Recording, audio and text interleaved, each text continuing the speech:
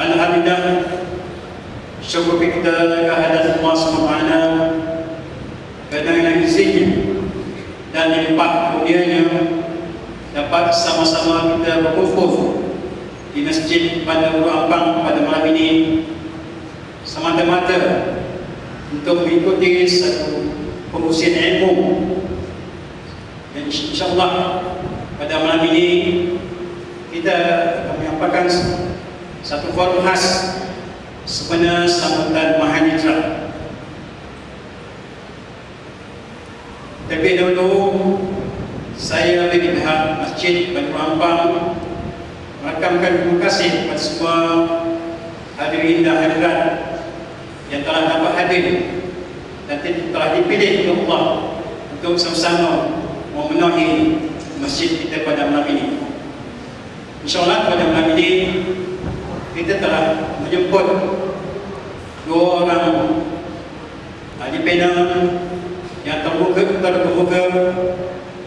dan pertama Ustaz Iyu Salman, yang kedua Ustaz Imam Muda Asraf, insyaAllah yang akan sampai sebentar lagi, dan moderator yang akan mengenalikan forum pada malam ini ialah sahabat saya Ustaz Ismail Abbas. Jadi tanpa berlengah lagi, saya serahkan majlis ini pada Ustaz Ismail Abbas untuk memulakan majlis forum kita pada malam ini.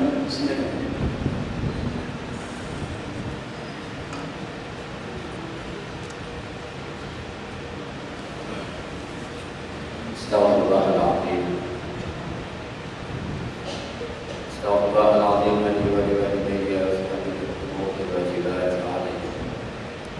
والمؤمنين والمؤمنات والمسلمين والمسلمات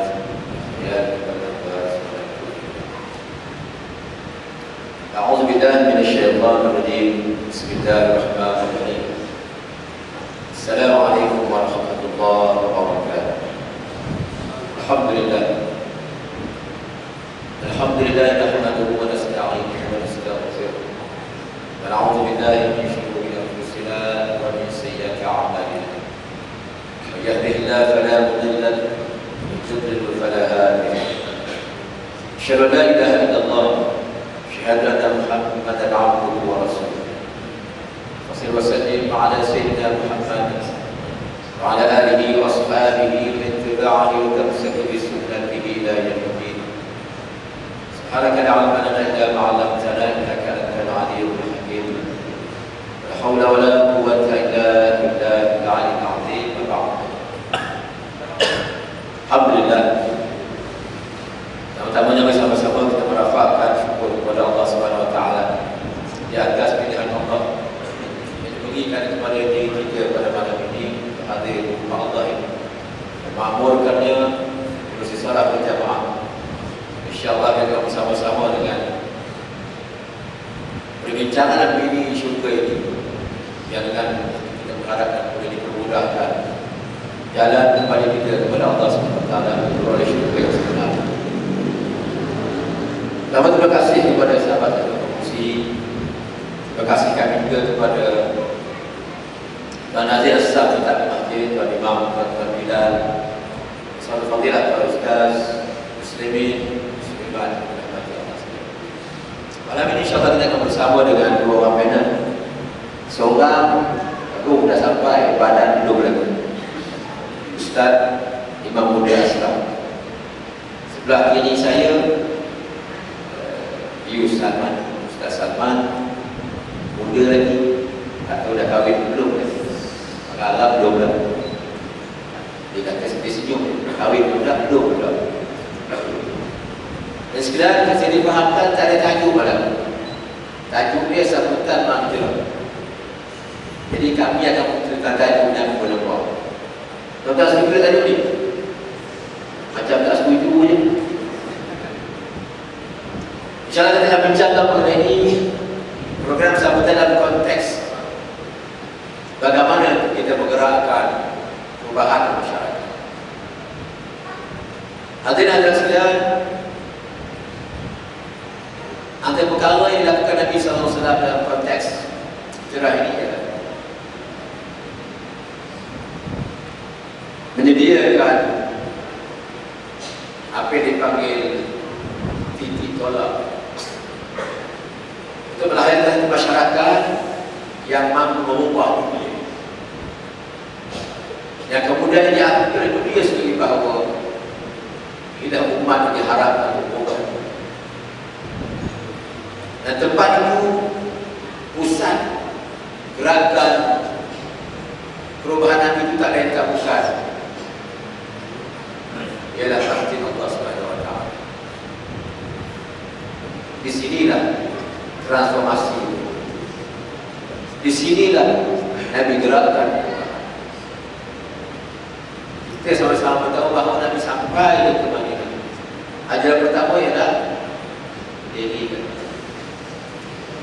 Daripada tindakan Nabi sallallahu alaihi wasallam kita dapat mengesan bahawa ini merupakan nukleus yang paling penting, titik tolak paling penting dalam mencorakkan perubahan masyarakat dalam arti kata sebenar dan seutuh. Kali itu malam ini minta sedikit pandangan daripada Ustaz Salman. Masjid sebagai tiang seni perubahan dan ditolak kepada pencetus perubahan dalam masyarakat, apatah lagi dalam konteks umat Islam. InsyaAllah saya akan.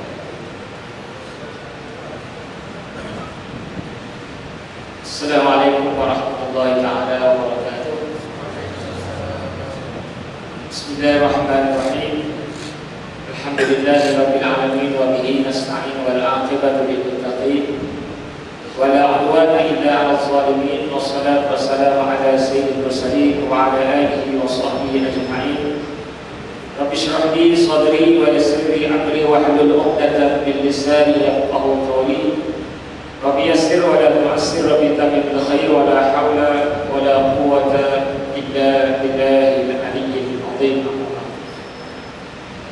Yang dikasihi Tuhan sekalian, aku tak ingin Ustaz Ismail Abbas yang berbahagia, pegawai-pegawai masjid, ahli jawatan kuasa masjid Bandar Baru Ambang, dato-dato, datin-datin, hadirin hadirat, asatizah wal ustazah, muslimin muslimah yang dirahmati Allah. Alhamdulillah kita masih lagi diberikan nafas, diberikan udara yang boleh kita meneruskan kehidupan. Walaupun kadang-kadang udara kita jamah sikit dengan asap gas, dengan asap motornya.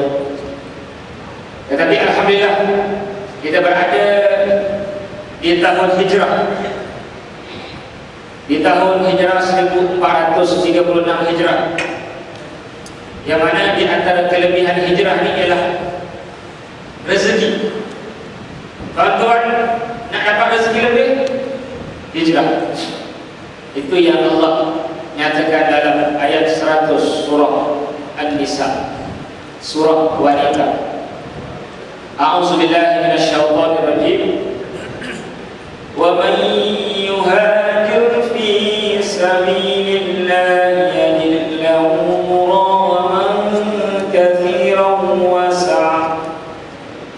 Dan sesiapa yang berhijrah di jalan Allah, bukan di jalan perempuan, bukan di jalan harta, bukan di jalan dunia, bukan di jalan syaitan, tetapi berhijrah di jalan Allah, dia akan mendapati tempat-tempat hijrah yang banyak dan rezeki yang luas. Maksudnya hijrah ini, perubahan ini punca rezeki. Oleh itu, kita mesti ada suatu titik tolak untuk kita berhijrah.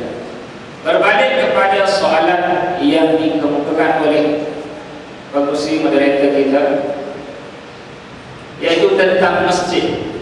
Kenapa masjid? Bukan pasar malam, bukannya Petaling Street, bukannya pasar raya.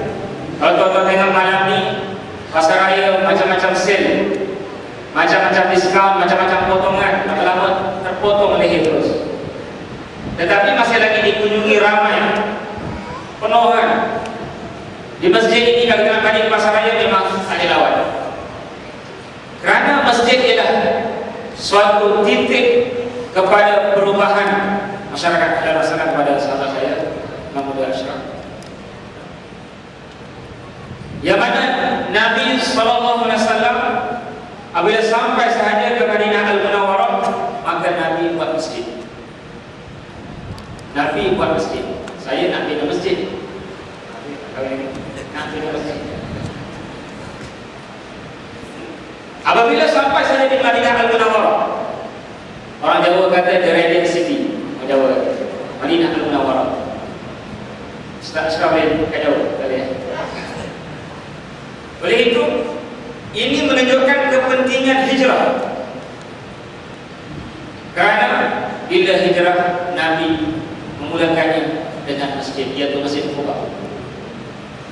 Dan juga Allah menegaskan dalam Al-Quran dalam ayat 108 surah At-Taubah,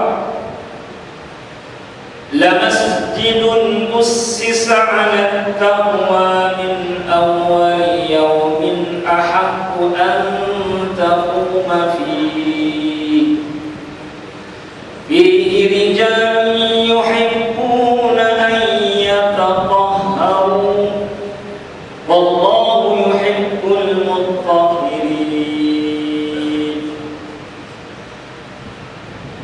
Masjid yang diasaskan dasar takwa, bukan nak menyelundup, bukan nak melihat kepada cantik ataupun sebagainya. Dari sejak awal lagi, iaitu asalnya inilah Masjid Madinah, Masjid di Madinah lebih berhak untuk didirikan kerana padanya terdapat fihi rijal yuhibbuna ayyatatahharu, terdapat manusia yang nak bersihkan hati. Jadi senang ceritalah sahabat-sahabat, tuan-tuan sekalian, saya kerap, saya baru ni pergi ke satu sekolah, saya tanya anak-anak remaja kita, sekolah rendah, adik-adik sekalian, siapa yang pergi masjid ataupun sembahyang 5 waktu ke masjid, baru soalan sembahyang 5 waktu, yang angkat tangan hanya 10 orang sahaja. Daripada 200 orang, darjah 5, darjah 4, darjah 6, 10 orang saja yang sembahyang penuh. Kalau subuh, pagi tadi adik-adik siapa yang sembahyang subuh? Yang sembahyang subuh hanya 20% sahaja. Itu kebanyakan. Saya memang suka pergi mana-mana motivasi sekolah. Yang saya tanya pertama ialah, adik-adik siapa yang sembahyang subuh pagi tadi? Jawapannya lebih kurang sama, 60 sampai 80%. Sekolah rendah ada itu. Menunjukkan ini sangat-sangat menduka citakan. Kadang-kadang masalahnya, tuan-tuan, masjid tak mesra remaja. Buat salah sikit, bising sikit, budak-budak bising masjid. Ya, pulang. Budak-budak bising biasa. Yang tak biasanya, yang biasanya ialah budak biasanya. Lain-lain senyap. Risau kan? Senyap dia. Baik-baik rumah, senyap dia. Tak normal. Yang masalahnya orang tua bising. Orang tua maksudnya, kadang-kadang saya nampak dengan mata kepala saya sendiri. Dia nak sembahyang tu, dia dah pencet, set pencet, 60 lebih kan. Sampai-sampai hadapan, dia sempat lagi cucuk perut kawan dia. Kawan, oh macam kau mak aku mak nenek. Imam tu nak sembahyang dah, nak kata beda, dia cucuk lah. Yang itulah yang mana kita marah. Budak-budak cucuk biasa. Budak-budak sembahyang kami tengok kita mati kita bagi budak lapor. Tak boleh, budak-budak biasa. Saya nak beritahu tentang proses hijrah saya. Saya nakal dulu, tak macam Imam Ashraf mungkin baik sedang kecil lagi. Lidah tahiran mutahharan. Saya kecil-kecil nakal. Sekolah rendah saya suka pergi main game. Main game yang dekat pusat snooker tu. Bukan pasar raya, pusat snooker 20 sen. Ada tokoh-tokoh tak? 20 sen.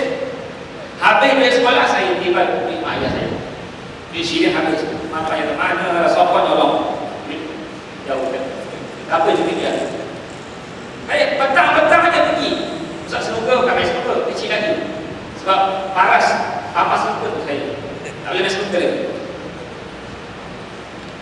Tapi main game hari-hari. Tapi ayah saya sikapnya tak pernah give up bawa saya ke masjid. Walaupun saya ke masjid, saya tak duduk ni. Adik-adik yang kecil-kecil ni bagus ni, duduk ni bagus, senyap. Kalau saya dalam masjid, ke dalam masjid, saya kat luar masjid main polis country. Polis country, orang menjaga. Polis mati pada muka. Itu saya lari sini. Naik dah kat sini dah. Tetapi ayah saya hari-hari bawa ke masjid. Tak pernah. Bawa ke masjid, bawa pergi pengajian. Dan terus bawa pergi madrasah.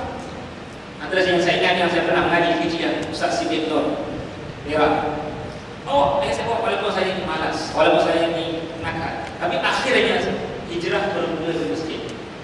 Saya ingat masjid di sebuah masjid di Kuala Selangor. Program ujian mulai. Akhirnya saya kata, ayah saya tak nak mengaji biasa, saya nak mengaji Arab ni. Itu yang diantarkan dah. Maksudnya ini. Tuan-tuan jangan give up. Masalahnya tuan-tuan pergi masjid tak bawa apa. Kadang-kadang tuan-tuan pergi masjid tidak. Ni, ada saya nak jumpa seorang tua. Tak tua lah, Pak Puan. Dia cerita, Ustaz, ini surau ni Ustaz, ini semua saya bawa Ustaz. Saya ni membuat surau Ustaz, kira Ustaz. Saya tak tanya. Cerita. Saya ni Ustaz, memang saya ni pukul 4 setengah saya dah datang masjid Ustaz. Saya buka pun. Orang jemaah tak datang lagi. Dia punya panjang cerita pasal dia sama masjid, masa peranan dia sebagainya. Dia belajar saya maka saya tengok lah, orang balik apa saya tengok. Lepas saya tanya, Aceh, ada buat apa nak? Ada seorang Ustaz. Buat dulu asrama, tak ada bawa Ustaz. Tak bawa masjid. Dia asal masa dia. Sebenarnya anak dia sanggup hadlah pergi limpah polis. Buang kemana Ustaz? Polis swasta yang termahal, antara yang termahal atau tak termahal tu? Antara yang termahal limpah awal. Sanggup tak? Bayarannya, hantarnya. Tapi masjid nanti di Ustaz. Kalau masa budak tunggu dewasa tunggu kahwin. Ini maksudnya kita tak merasa penting masjid.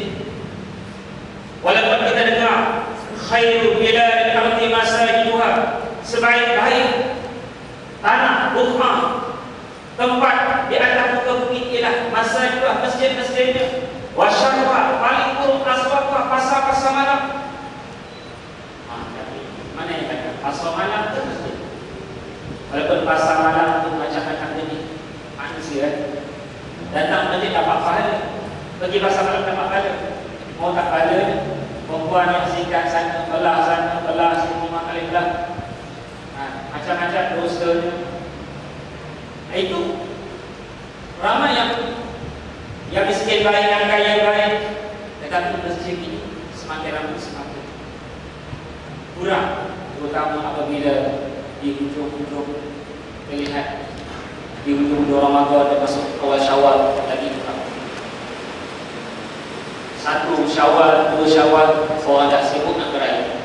Oleh itu kita kena terangkan sebenarnya inilah nadi kepada perubahan. Tempat kita nak mengubah diri kita, keluarga kita. Pakat-pakat pergi masjid. Nabi bersebut dalam golongan yang ketiga, rajulun qalbuhu mu'allaqun bil masajid, lelaki hatinya terpaut dengan masjid, bukan terpaut dengan minah dada sebelah masjid, terpaut dengan masjid. Maksudnya dia pergi mana pun, dia pergi mana, pergi luar negara, dalam negara, pergi Siam, dia cari tempat di mana masjid. Itu tanda orang beriman. Tapi biasanya kita ni tempat ni apa itu? Cari mana pasar raya, mana tempat mau beli belah. Kita sebagai orang beriman, tandanya qalbuhu mu'allaqun bil masajid, hatinya terpaut. Bukannya jadikan masjid sebagai tempat tandas percuma aja. Ada dia pergi tandas, lepas tu sembahyang ni dah azan dah boleh keluar lagi, kena mengirimkan orang musafir. Ini kita kena harap, terutama anak-anak. Sebab zaman Nabi, anak-anak seumur 6 tahun atau 7 tahun dalam hadis Bukhari, Amr bin Salamah dah jadi imam masjid. Bukan imam di rumah, imam masjid. Tapi kita Ustaz, 60 tahun. Ni kan surah Qul. Imam tak ada Qul. Qul. Saya kata Qul Rasulullah sallallahu alaihi wasallam. Qul dia tadi. 60 tahun. Ni Nabi Amr bin Salamah 6 tahun. Allah bertujuh atau disebabkan perawi syak. Dan saya syak. Perawi Profes Nabi 6 tahun. Sebab Nabi ini menggalakkan ke arah masjid. Ada yang saya nampak dalam grup saya, dia tahu dilarang anak-anak. Ada? Sebut. Dekat dia punya signboard, dilarang anak-anak. Dahsyat. Nabi di antara ulama-ulama Islam, kenapa Nabi? Lihat bagaimana Nabi menggalakkan. Contoh yang pertama, Umar. Dalam hadis Bukhari disebut di masjid. Bukannya di rumah Nabi, di masjid. Umamah, bila Nabi bangun sembahyang qiyam Nabi rukuk, Nabi kendor. Tetapi bila mana Nabi sujud, Nabi letak sebelah. Itulah. Maksudnya Nabi bersedia kanak-kanak. Kalau kita jauhkan. Kita malah saya baca kitab Syafi'i, kitab Al-Minhajul Qawi disebut hasyiahnya, dilarang kita menolak anak ke belakang bila dia dah dapat saf yang terhadap. Dilarang. Kita budak-budak kita tahu. Ustaz, Leila, orang lain nak pakai sunnah Ustaz. Hukumnya wajib dalam mazhab Syafi'i. Tapi dia pakai sunnah. Kalau belah-belah pining panggil masuk jari. Maksudnya pining jahit lah, sini jari. Jadi sunnah. Dan Islam senang kalau belajar. Al-aslu fil asya' al-tahara, asal pada sesuatu bersih. Kita tak kena hukum dia najis dan sebagainya, melainkan yakin ada najis pada jangan tengok pas bayar tengok. Kena tengoklah. Biar bapak dia tengok ini. Islam tu mudah. Yang kedua, selain dia cerita Umamah tadi, yang kedua, tunjukkan Nabi tak marah budak di masjid. Bila Nabi kata, aku ni nak sembahyang, fa uridu an utila salati, aku nak sembahyang lama. Fa asma'a buka as-sami, aku dengar suara budak. Fa atadawas, maka aku ringkaskan. Takut ibunya susah. Nabi tak marah. Nabi tak kata, hei, mak budak, budak-budak yang bawa masjid, nyusahkan aku, nak sembahyang susah. Ini ada budak-budak depan mata saya sendiri. Budak-budak belakang sawah isi sikit je. Tidak. Allah, budak-budak kau. Bagi rumah bapak kau. Memang kalau rumah bapak ni, rumah Allah Ta'ala. Rumah Tuhan dia. Rumah Tuhan kita, rumah Tuhan dia. Sama. Kita hamba. Inna buyuti fil ardi masajiduha. Tuhan kata dalam hadis kursi, rumah-rumah bumi ialah masjid-masjidnya. Wa inna zuwara ummaruha, orang-orang ziarah ialah orang-orang yang mengimarahkannya. Fahaqqun 'alal mazur an yukrima zairah, maka pasti Tuhan yang diziarahi akan memuliakan yang menziarahi. Kita kena sekarang ni masalah kejahilan yang sangat tinggi. Ada satu kes di hospital, jahil, manusia jahil yang jarang-jarang di masjid. Apa masalahnya? Bila anak lahir, tiba-tiba dapat baby lagi. Bila masalahnya masalah. Kebetulan dengan takdir Tuhan, misi ataupun doktor Cina, saya lupa misi ke doktor Cina tu tengok ini orang Melayu tak ada azan. Dia berkata, Pak, tak ada azan. Azan? Dia confuse apa tu azan? Azan? Macam mana azan? Pakai tak syaitan sebab apa? Sallallahu ala Muhammad. Cina kata, sudah tukar. Apa kata? Macam mana? Kata, itu Allah Akbar. Oh, itu asal senang ya. Allahu Akbar, Allahu Akbar, Allahu Akbar. Allahu wasati jahil. Ada juga wa fi riwayah ukhra. Riwayat yang lain tadi saya dapat pada di Izal, orang dia di saya berjalin. Apabila ramai. Dia kata, dia telefon ayah dia, bapak macam mana nak azan? Tak ngerti cek. Sudah. Cek tak tahu. Senang azan, senang je baca. Allahu Akbar 2 kali. Asyhadu an la ilaha illallah 2 kali. Tak boleh oh saya tahu. Baca terima azan. Allahu Akbar 2 kali. Asyhadu an la ilaha illallah 2 kali. Puasa. Ngaji tak Masa bila kamu saya ni? Jadi itu kejahilan. Bila manusia hanya pergi sembahyang hanya di hari raya Aidilfitri. Sembahyang raya dia ada. Seolah-olah wajib. Tak sembahyang raya, tak ada baju raya, rasa bersalah gila. Dalam bersalah gila lah. Tapi tak sembahyang, biasa. Sebab saya lihat tadi lah. Budak sekolah dah, itu bukan di tengah bandar. Saya pergi sekolah di pinggir bandar KL. Hanya 10 orang sahaja yang konsisten sembahyang 5 waktu. Bukan masjid, 5 waktu. Maksudnya ramai, beratus, kalau 10, 150 orang yang lain sembahyang. Kadang-kadang sembahyang, kadang-kadang tidak. Masalahnya kadang-kadang masalahnya ayah pun tak mau nak sembahyang.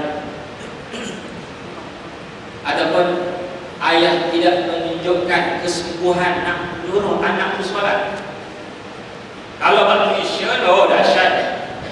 Malaysia tak. Biar kalau tak ini memang nak kaki. Oh garang. Tapi kalau sembahyang, sembahyang. Budak-budak pulang sembahyang itu. Kata kawan saya itu mungkin banyak susu lembu masih kecil.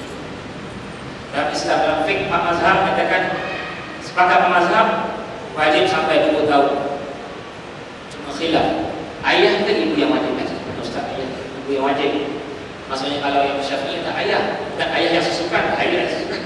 So, ayah, kalau ibu tidak cukup susu, wajib dia cari susu yang lain, bukan kahwin lain.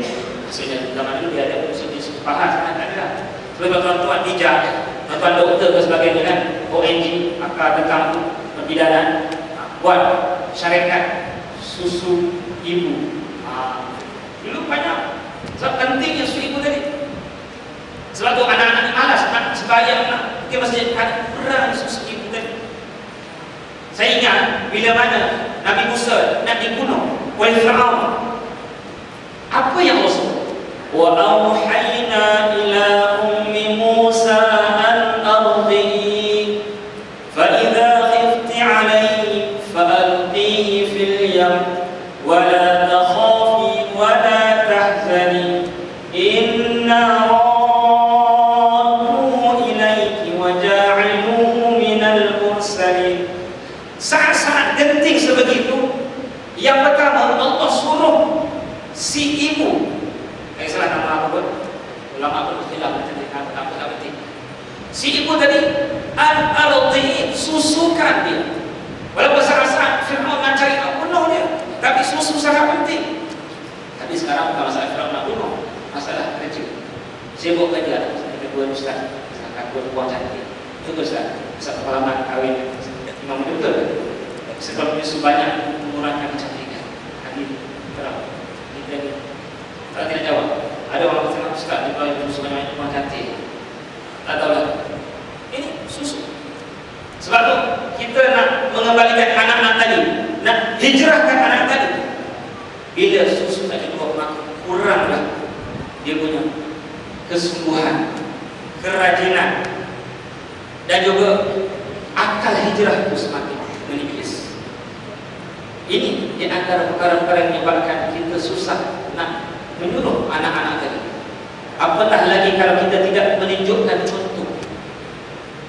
Ini ada cerita kan, banyak kawan saya lah. Last cerita lah.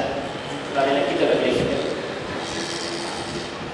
Pak Amin ni bila mana pasal dia nanti dah sedih. Pak Amin ni dia ni memang tak pernah ke masjid, tapi bagusnya dia hantar anaknya pergi tahfiz. Ada saya pernah pergi sekolah tahfiz yang hantar pakai Ustaz. Pakai macam ni. Maksudnya dia apa terbaca apa anak suka. Pakai ses. Yang ni kami sama Pak Amin tak pergi masjid, tak pernah. Bila dia hantar dah balik, dia suruh anak jadi imam. Anak dia kata nak, ayah mesti sekali jadi imam, baru cek. Baru saya nak jadi imam. Akhir cerita pendek dan kita. Akhirnya, ayah dia kata, tak boleh esok ayah jadi imam. Kata si anak dia, ayah, esok kali dia sebagai imam, yang benar sebagai imam. Patut, cek jadi imam. Ayah lupa, esok pagi, first main subuh. Kalau dia tahu sepuh yang nak jadi imam, memang confirm kan. Sebab banyak banget. Akhirnya bila pagi-pagi tu ini dia kejut susah, lama-lama anak dia berkejut, last dah 6.30 dia bangun. Bangun-bangun pakai jubah yang dihadiahkan semasa hari perkahwinan. Tak pernah pakai. Telur cicak benda dia. Telur cicak. Dia pakai-pakai dia. Sampai-sampai dekat depan tu semua dah soft dah, isterinya, anak.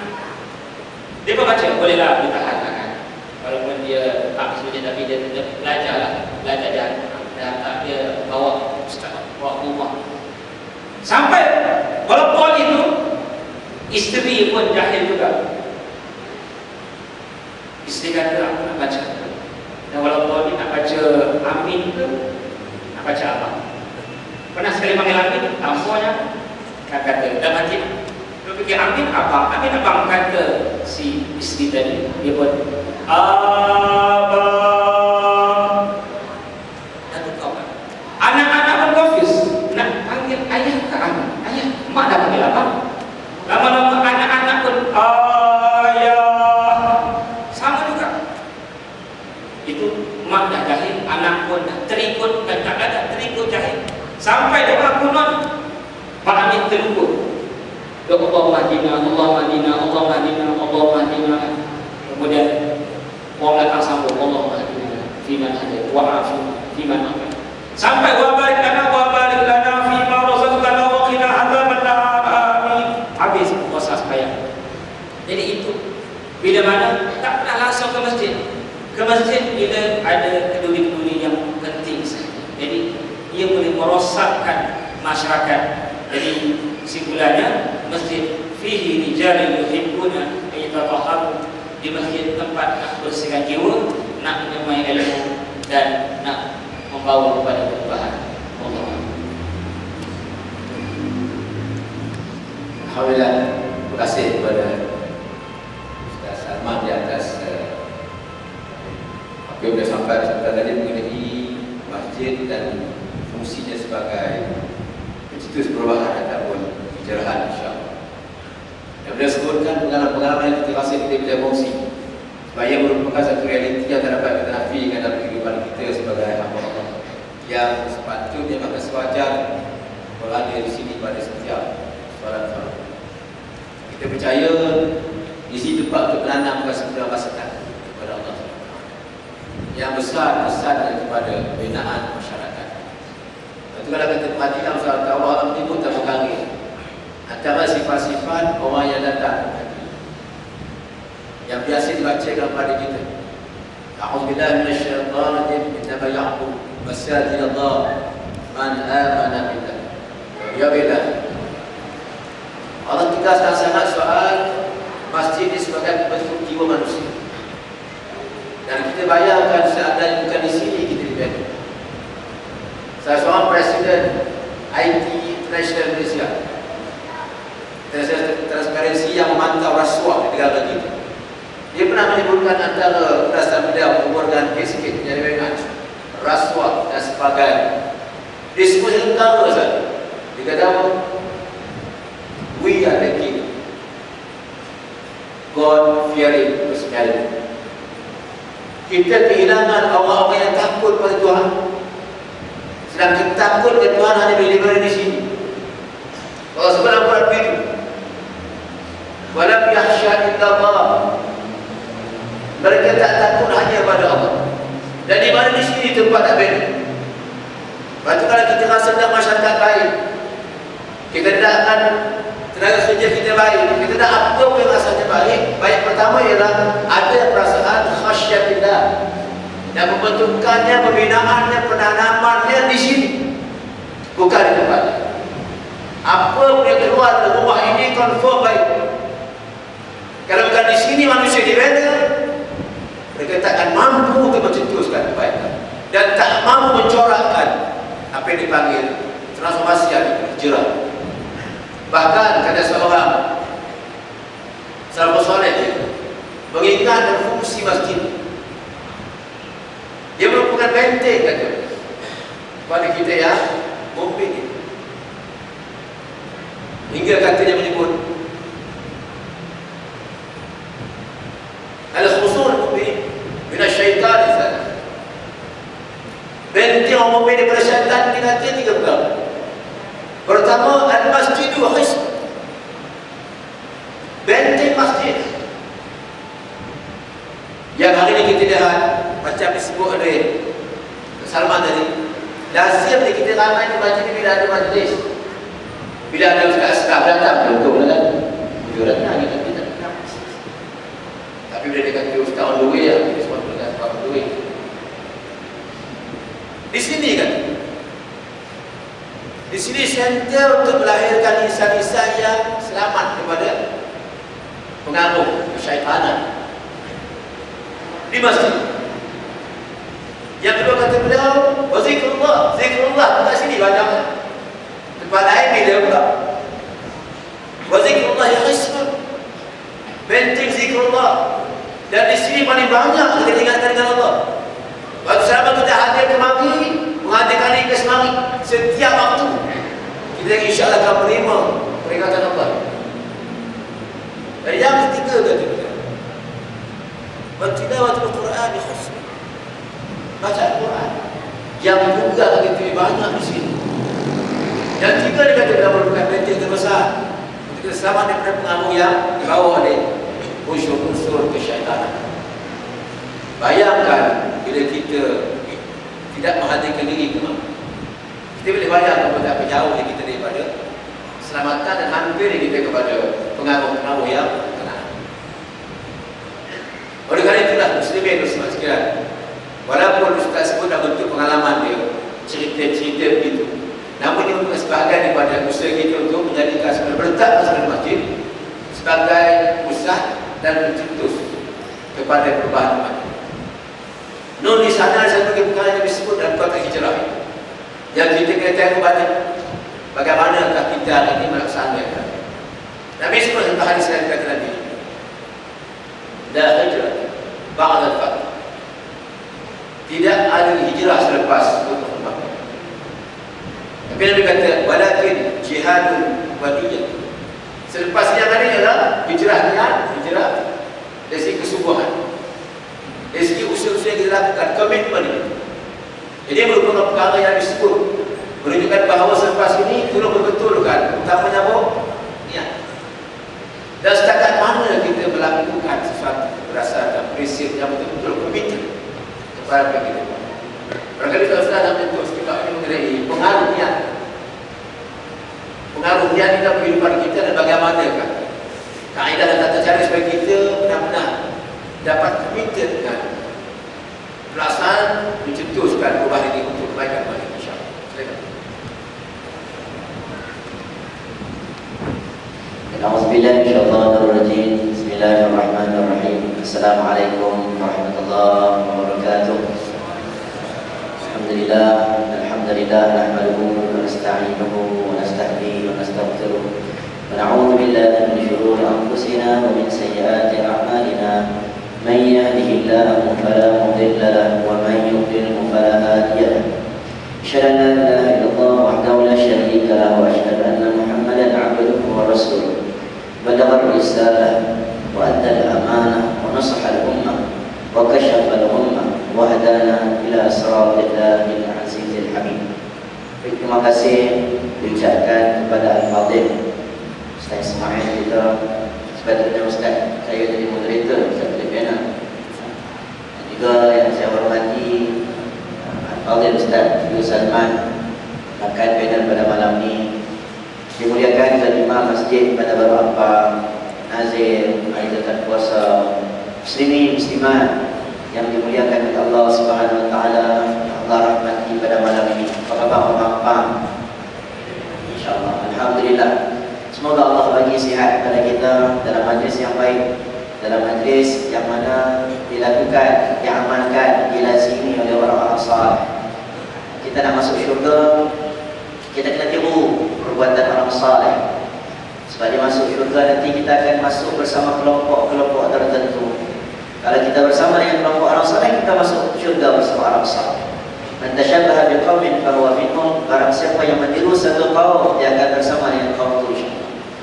Jadi antara majlis yang kita duduk ini merupakan majlis yang juga dihadiri oleh para sahabat Nabi radhiyallahu anhu, yang juga diamalkan oleh para salafus saleh. Jadi mereka ini mengamalkan, maka kita tiru mereka. InsyaAllah kita akan dibangkitkan bersama sahabat Nabi radhiyallahu anhu. InsyaAllah kita akan dibangkitkan bersama dengan sahabat salih. Jadi bila saya dengar Biru Salman dah urai panjang tadi, Biru Salman cerita tu banyak betul ya. Yang tak betul satu ya, dia kata dia nakal, saya tak nakal. Yang tu tak betul lah. Saya nakal juga, tapi alhamdulillah jadi juga orang. Bukan jadi ustaz, jadi juga orang. Jadi pada malam ini kita cerita tentang hijrah. Ustaz Ismail membaca hadis la hijrata ba'da al-fath. Tidak ada hijrah selepas pembukaan kota Mekah. Walakin jihad, tapi jihad dan niat. Sebab itulah bila mana pakar-pakar psikologi berbincang, dia kata antara benda yang nak diubah, yang sukar diubah adalah behavior, sikap. Sikap sukar nak diubah. Selagi mana kita belum ubah intention kita, niat kita.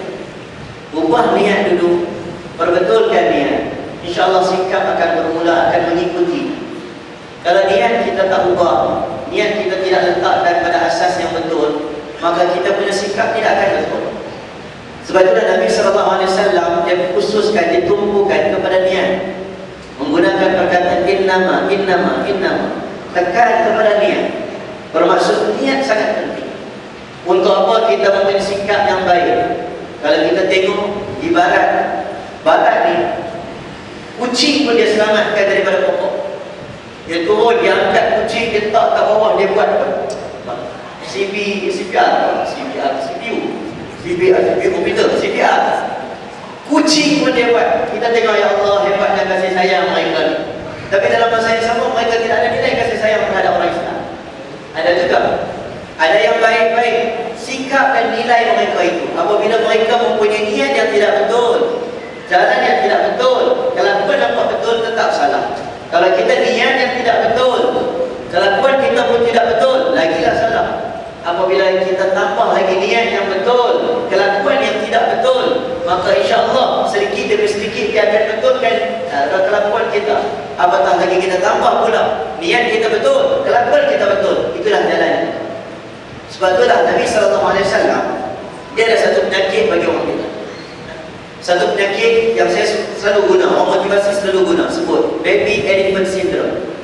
Bila mana kita sebut tentang berubah, ramai orang tak mau berubah, ramai orang dia letakkan akal fikiran dia hanya pada tahap yang sama. Ini dipanggil baby elephant syndrome. Ustaz pernah tengok? Pernah tengok gajah kat sirkus? Orang pernah pergi sirkus? Orang tak masuk ke TV. Saya pun dulu nak masuk, tapi bapak saya tak bagi. Sebab dia kata, tak boleh, orang pakai sepeda. Dulu dah kecil-kecil kan, temannya nak pergi tengok sirkus. Sekarang ni sirkus dah tak ada dah. Zaman dulu sirkus dulu, gajah ni, gajah besar. Contoh saya cakap lah bahasa orang Kedah. Kalau hujung sana, orang Jawa cakap Jawa, saya cakap Kedah lah. Jawa saya tahu 2-3 ayat, kat barat, orang Serang, itu je. Kita gajah. Gajah yang besar dalam sirkus. Kalau tuan-tuan tengok dekat kaki dia, dia ikat dengan rantai besi. Rantai besi yang ikat dekat kaki gajah itu tak besar mana, kecil je. Rantai itulah rantai yang ikat kaki gajah tersebut sewaktu dia kecil. Rantai yang sama. Gajah ni dia boleh lari kalau dia rentak sekali saja, dia boleh lari. Tapi dia tak lari, dia jadi jinak. Tuan dia kata duduk, bangun, dia jinak. Baik dia. Walaupun badan dia besar, dia ada kemampuan untuk lari. Ini dipanggil baby elephant syndrome. Kenapa dia tak lari? Kerana dia ada penyakit ni. Penyakit apa? Sewaktu dia baby dulu, waktu gajah ni jadi kecil dulu, waktu tu rantai yang sama diikat di kaki dia. Waktu tu dia kecil, rantai tu besar. Waktu tu dia dah cuba untuk lari, tak lepas. Lari, tak lepas.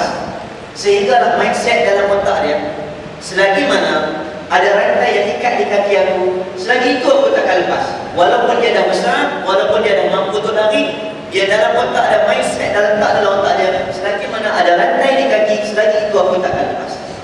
Inilah masalah yang berlaku pada kita. Apabila kita ni tak ubah niat, kita kata okey, selagi mana aku ni duk try banyak kali dah berhenti merokok, tapi tak boleh berhenti. Sebab apa? Ada saja kawan yang diajak main rokok. Selagi mana aku ni, ya Allah, duduk rumahku jauh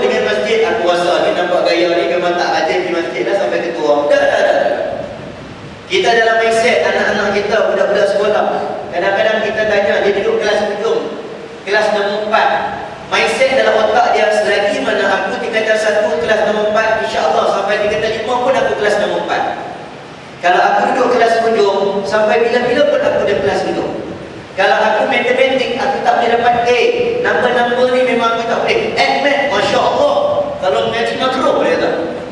Budak-budak math tak boleh. Tak boleh dah sampai bila-bila. Sebab mindset dia. Nabi SAW, dia bentuk niat, bukan sekadar niat sekarang, tapi niat sampai ketika mana Nabi sendiri kita. Saya baru balik daripada Spain. Balik daripada Spain ada program TV sikit. Sambil-sambil tu dan sempat tengok bola Real Madrid lawan Barcelona untuk tengok suasana stadium, kan? Jadi boleh dah tengok bukan Ronaldo tengok kita, tapi kita tak tahu lah sebab kita tak minat Ronaldo.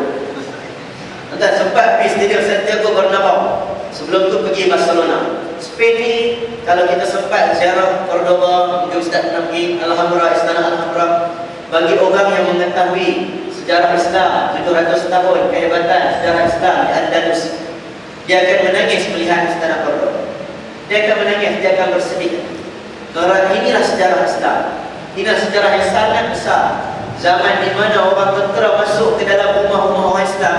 Ketika itu kalau nak kenal rumah mana satu rumah orang Islam, orang tengok kalau rumah itu ada toilet, itu rumah orang Islam. Rumah yang tak ada toilet, rumah yang berak rata, rumah yang kencing rata, itu rumah orang bukan Islam. Kerana kita mendahului sistem tumbahan zaman dulu lagi. Sekarang ni kita lah yang luar sikit daripada mereka. Sempat di Barcelona, satu gereja. Jadi bila kita pergi kawasan-kawasan sana, tempat pelancongan ni orang tak ada benda lain, gereja. Sebab arkitektur dia sangat cantik. Salah satunya gereja Sagrada Familia. Satu gereja yang mana setiap tahun orang melancong ni lebih kurang 2 juta orang datang. Cantik tu kan, dia punya pembinaannya. Arkitek dia adalah arkitek yang terkenal. Arkitek lebih kurang 100 tahun dulu, yang dipanggil Antoni Gaudí. Antoni Gaudí ni arkitek Barcelona. Banyak bangunan-bangunan cantik dia buat. Dalam sejarah, dia meninggal dunia 1926. Dia meninggal dunia. Waktu dia buat tu 1899. Start buat gereja ni cantik. 1899, dia meninggal dunia 1926. Waktu dia buat 1899 tu, orang tanya bila nak siap gereja ni? Bila nak siap seni bina yang sangat indah ni? Dia jawab, bangunan ini akan siap pada tahun 2026. Bangunan ini akan siap tahun 2026. Orang tanya dia, jadi kira tak siap kau sekarang? Lalu dia jawab, klien aku bukanlah orang yang terburu-buru nak cepat siap. Bagi dia, kalau dia sendiri tak dapat tengok keindahan bangunan yang dia bina, biarlah anak cucu aku dapat lihat. Kalau tak aku, biar anak cucu kita dapat lihat. Sebab itulah tuan-tuan, kadang-kadang kita dia rasa kita dah selesaikan semua masalah. Ustaz dia rasa dia lah yang akan merubah Pulau Pinang. Saya orang Pulau Pinang, InsyaAllah saya akan merubah Pulau Pinang. Tuan-tuan, susah, penat. Kita rasa kita lah yang nak buat semua. Akulah pencedik yang akan buat semua. Susah. Akulah seorang ayah yang akan memastikan kampung Ampang pada Baru Ampang ini berjaya. Susah, tuan-tuan. Tapi kalau kita ada niat, aku ini hanya sebagai mata rantai perjalanan untuk perubahan, insya-Allah kita rasa kita buat kerja kita penting sangat. Kalau kita rasa kita nak buat semua, kita rasa kita penat. Tapi kalau kita rasa sebagai mata rantai perjalanan ini akan kita rasa mudah. Sebab kita tahu kita pejam mata, tak boleh kat kita, anak cucu kita yang boleh. Macam inilah yang dilakukan oleh Nabi SAW. Nabi buka niat para sahabat Nabi radhiyallahu anhu dalam keadaan penat, tengah duk korek perang Khandaq ni. Tengah duk korek barik perang Khandaq, tengah duk penat. Sahabat angkat baju, ya Rasulullah, angkat badan aku, ya Rasulullah, ada seketul batu, ya Rasulullah, aku lapar. Nabi pun selak badan Nabi, baju Nabi. Nabi tunjuk, kalau engkau ada seketul batu, aku ada 2 ketul batu. Lapar, aku lagi lapar. Sahabat Nabi pun terus gali barik, korek barik. Salah satu perang yang tidak ada pertempuran, yang mana ada peristiwa gali barik saja, sehinggalah Allah datangkan ikut pasir, tak ada pertempuran. Tapi dalam sejarah tengah penat ni, tengah berkorek pakai campur, tiba-tiba Nabi datang. Nabi tengok sahabat dalam keadaan tak lama. Nabi baca satu hadis yang mana terkenal sekarang ni, orang aja dia baca, orang sebut nama tokoh dia. La tuftahanna al-qastam fala ni'mal amir amirha, fala ni'mal jaysh dzalikal jaysh. Nabi sebut apa? Nabi kata, sesungguhnya tak lama lagi akan dibuka kota Konstantinopel. Akan dibuka kota Konstantinopel. Dan sebaik-baik sultan, amir ketika itu, mereka adalah sultan yang terbaik. Dan pengikutnya, tentera-tenteranya adalah tentera yang terbaik. Nabi sebut ni tuan-tuan, Nabi sebut dalam keadaan mereka sedang menang cangkul. Cangkul pun cangkul lah. Tengah menang cangkul ni, pegang-pegang cangkul, bayangkan nak suruh, insya-Allah dengan cara kita korek cangkul hari ini, kita akan buka satu kota yang paling besar ketika itu, Konstantinopel. Kita buat gotong royong masjid. Gotong royong kat masjid. Saya tengok view Salman ni, imam masjid sini. Contoh, kita gotong royong, tengah ada korek parit, kata lak tingkap, apa, cuci parit, cuci golok. Tiba-tiba view Salman datang. Assalamualaikum. Hari ini dengan usaha kita yang kecil ini, mencuci tingkap, mengelap lantai, kita cuci tandas, insya-Allah AJK Masjid Bandar Baru Ampang, kita akan menawan Amerika Syarikat. Dan saya kata, Pak Imam, you Salman minum yang ketum ke apa? Peliknya, tak mungkin, mustahil. Tetapi Nabi SAW sendiri yang sebut tentang korek parit tersebut. Nabi kata, dengan kita usaha yang kecil ini, kita akan buka istana Syam, kita akan buka istana Kisra, kita akan buka istana Yaman, dan kita akan buka istana Konstantinopel. Nabi SAW tak pernah bohong. Nabi tak pernah berdusta, bergurau pun tak pernah bergurau pun Nabi tak pernah bohong. Sebelum jadi Nabi pun Nabi tak pernah bohong. Selepas jadi Nabi pun Nabi tak pernah bohong. Disebabkan yang cakap itu adalah Nabi SAW. Maka sahabat Nabi ambil semangat ini. Maksudnya Nabi tahu boleh jadi bukan dia yang akan buka kota Konstantinopel, tetapi perjalanan ini cukup panjang.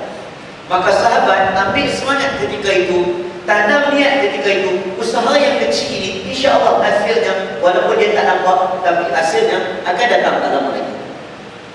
Sebab itulah tuan, kita hidup, kita nak lakukan perubahan dalam badan kita ni saja pun dah boleh melakukan perubahan. Dalam badan kita ada 30 trilion sel. Saya bukan orang sains, ya.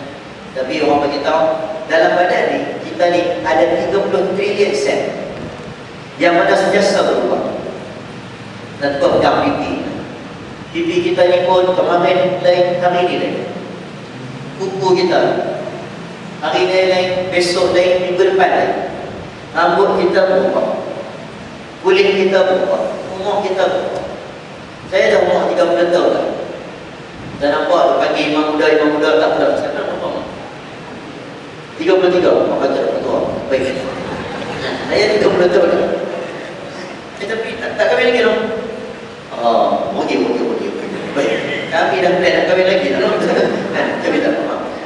Dan umur 30 tahun, orang bila sebut umur 50 tahun adalah separuh usia, kan? Bila sampai 50 tahun, dah separuh usia dalam separuh abad. Nabi sebut a'maru ummati baina sittin wa sab'in. Umur umatku antara 60 hingga 70. 60 hingga 70, lebih kurang tu. Saya dah 30. Bermaksud saya dah sampai separuh usia saya. Separuh kehidupan saya dah habis. Dah habis. 30 tahun dah habis. Lagi separuh kalau hidup 60 tahun. Maksudnya kita akan berubah. Perubahan yang paling besar itu perubahan yang sangat besar dan lebih besar. Kalau kita kata hijrah sekarang, okey, hijrah hari ini macam mana? Yaumala taksibu ghadan, esoknya berubah apa, lusanya berubah apa. Lepas kematian, kita ada satu perubahan yang lebih besar. Sebab hidup ini ada dua kali. Hidup ada dua kali. Hidup sekarang dan hidup selepas ni. Bezanya hidup sekarang dan hidup selepas ni. Hidup sekarang ada mati, hidup selepas ini tidak ada mati. Pejam saja mata, kaki tengah kuat, kita tengah nazar.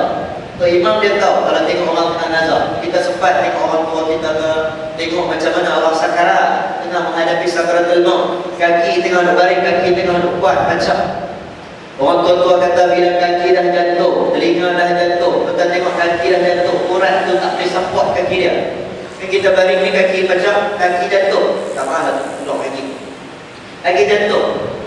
Bila kaki jatuh, orang pun mula talqin kan dekat telinga, la ilaha illallah, la ilaha illallah, tuan tak sambunglah Muhammad Rasulullah, la ilaha illallah, Allah. Ikut nafas dia, ikut nafas.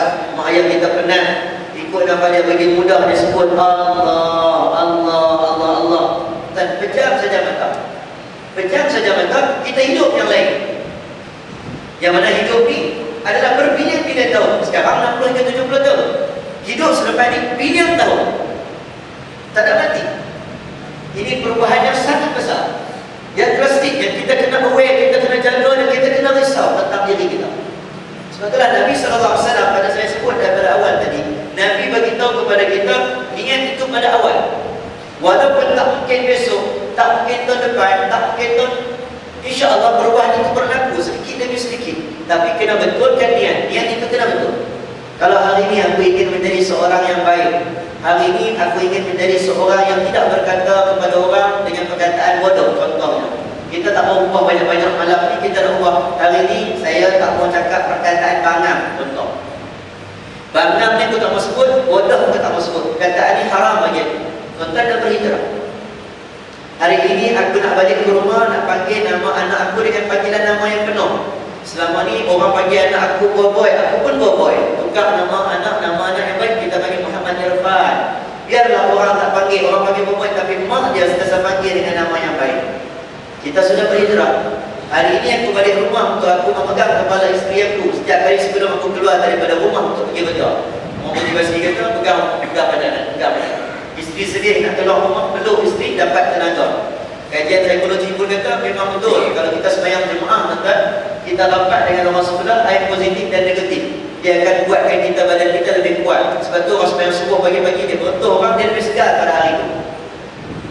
Ini kajian saintifik. Kajian saintifik. Nabi SAW dia pegang tangan Abu Bakar waktu hijrah. Pegang tangan Abu Bakar, jalan bersama, duduk dalam gua bersama. Nabi letak pipi Nabi di atas paha Abu Bakar As-Siddiq. Ada sentuhan. Zaman sekarang tuan-tuan kalau pegang lelaki sama lelaki, orang kata apa? Baik, sesuatu sangat. Betul tak? Kalau pegang lelaki dengan lelaki ni orang pelik. Apa ni lelaki pegang ni pelik. Tapi orang Arab ni tak ada masalah. Sebab tu orang Arab dia pegang kita ni. Kebal, dia tanya kita, dia pegang kita, dia peluk kita, dia cium kita. Dia cium kita. Kalau kita budak-budak, dia tengok muka kita ni, dia ni muka macam budak-budak, kita pada kecil. Dia walat dia bagi, wahai budak dia bagi. Dia peluk kita, dia cium kita, dia macam budak-budak. Dia budak-budak. Nabi SAW pun Nabi suka pegang Abu Bakar. Nabi duduk dengan Abu Bakar, ada sentuhan. Kita kalau jumpa orang, jumpa pakcik tua, pegang bawah, orang kata pakcik, sihat ke pakcik? Sentuhan. Jumpa kanak-kanak, pegang kepala. Macam Ustaz Salman bagi tahu tadi, dengan kanak-kanak pegang kepala, usap kepala dia. Dan dia sebut baru pergi Sabah. Tuan-tuan sempat ceramah dalam gereja. Padri dia panggil masuk bagi ceramah dalam gereja, tak kisah, bagi ceramah motivasi. Padahal kita ustaz, dia tak kisah. Silakan. Sebab dia tahu kita masuk kampung tu 3 hari dah, dia duduk betul-betul. Jadi kita pun cakap, seronok tengok budak-budak main, dia bagi coklat, dia usap kepala. Macam Nabi SAW usap kepala Abu Mahzurah, yang mana Nabi usap jambut Abu Mahzurah masuk Islam kerana usapan Nabi SAW. Tapi dia buat, dia terus-terus, dia usap kepala kanak-kanak. Kita tengok, seronok, dia bagi coklat kepada budak. Dia orang tak sabar ni, dia kat church dia boleh tulis bahasa Melayu dia. Boleh tulis bahasa Melayu. Kat sini tak boleh lah. Dia tulis bahasa Melayu, dia tulis depan church tu. Tulisan, dia bikin gambar teasers, dia letak satu kata-kata tu macam ayat Quran. Wa idza sa'alaka 'ibadi 'anni fa inni qarib. Tapi dia tulis bahasa dia lah. Dia tulis, wahai insan-insan yang penat, wahai insan-insan yang letih, wahai insan-insan yang tidak mampu berdiri, datanglah dekat denganku, aku hampir denganmu. Tuan-tuan, kita rasa ayat itu pun macam tarik kita, ajak kita datang ke masjid. Terasa. Tapi saya pernah sembahyang sekali di masjid di belah Kedah. Masuk toilet sakit perut. Masuk toilet, tutup pintu dah. Pintu tak ada kunci, tak ada salah. Ada pun tali hati tarik tu. Kan? Satu tahan, satu lagi kaki tu tahan pintu. Macam pengalaman semua orang kan? Pengalaman kita semua lah.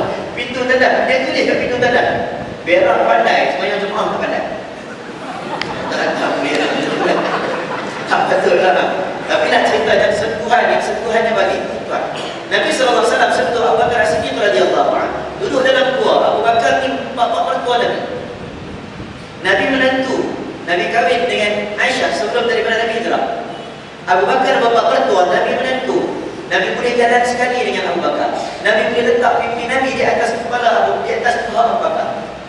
Saya balik kampung, pergi rumah Pak Mentua. Tengok Pak Mentua. Lagi nak ikut sunnah tak pipi atas kepala Pak Mentua. Tapi tak pergi. Tak boleh pergi. Tengok muka Pak Mentua tak berani. Tak tahu apa saya buat. Tapi Nabi SAW dengan sentuhan itu, Nabi bagi pesan, idhma fil ghar, idh yaqul li sahibi, la tahzan, innallaha ma'ana. Satu kalimah yang sangat hebat, satu motivasi yang sangat hebat di kalangan orang-orang yang lemah. Nabi pegang Abu Bakar.